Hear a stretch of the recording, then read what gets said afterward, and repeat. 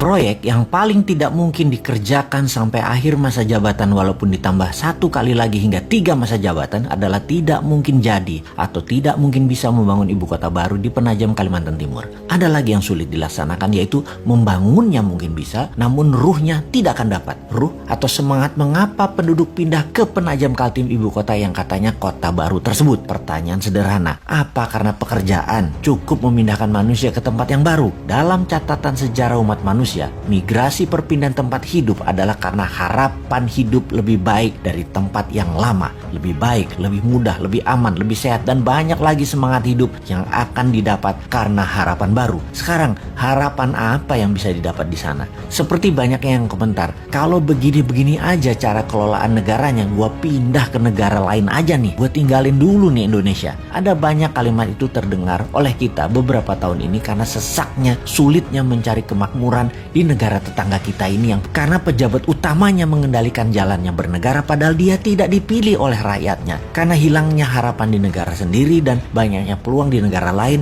terutama karena lazy money. Itulah keinginan pindah ke tempat lain menuju negara lain menjadi lebih banyak. Kemudian memindahkan orang sebanyak 5 juta ke ibu kota baru. Ini tidak mungkin cepat. Ini terjadi dalam kurun waktu yang lama. Paling cepat dalam 10 tahun. Itu pun harapan hidupnya harus menjanjikan 2 kali dari tempat tinggal yang lama dan dicapainya dengan waktu yang cepat. Kota ini bisa jadi kota mati, mangkrak. Membangun kota seperti real estate saja, Bintaro, BSD, Alam Sutra yang berdekatan dengan vibrantnya Jakarta memerlukan waktu lebih dari 15 tahun baru kerasa manfaatnya. Apalagi pusat pemerintahan, apalagi ibu kota. Asli nggak sederhana. Antar pulau lagi. Entah apa alasannya ngotot memindahkan ibu kota yang tidak punya sejarah nasionalnya, tidak ada sektor ekonominya, dan tidak ada sektor keamanannya sebagai wilayah terpenting, yaitu ibu kota. Pangkalan militer harusnya dibangun terlebih dahulu agar kalau ada serangan dari utara, dari Malaysia, Tiongkok, Filipina bisa diintercept oleh radar, peluru kendali,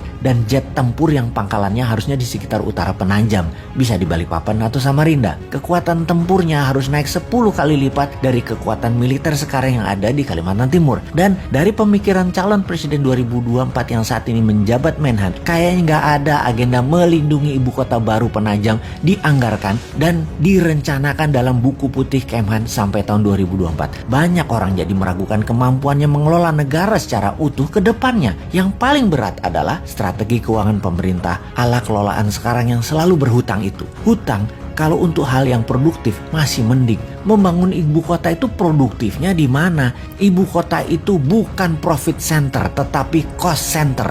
Jadi lupakan proyek ibu kota yang hanya pencitraan dan jargon. 20 tahun gak akan kelar dan pemimpin 2024 nanti dari Newman tidak akan meneruskan proyek tidak produktif ini. Pasti kita punya rencana lain yang jauh lebih produktif dan jauh lebih powerful. Saran aja nih Pak, saran, ngapunten loh ya, hanya saran. Lebih baik 3 tahun ini tidak usah bangun-bangun baru yang kesannya megah-megahan. Bagaimana memikirkan dan melakukan tindakan yang produktif mengurangi hutang yang selama 5 tahun kemarin hampir ngutang terus sebanyak 5.000 triliun bisa lunas nanti di akhir masa jabatan. 3 tahun ke depan itu lunasi.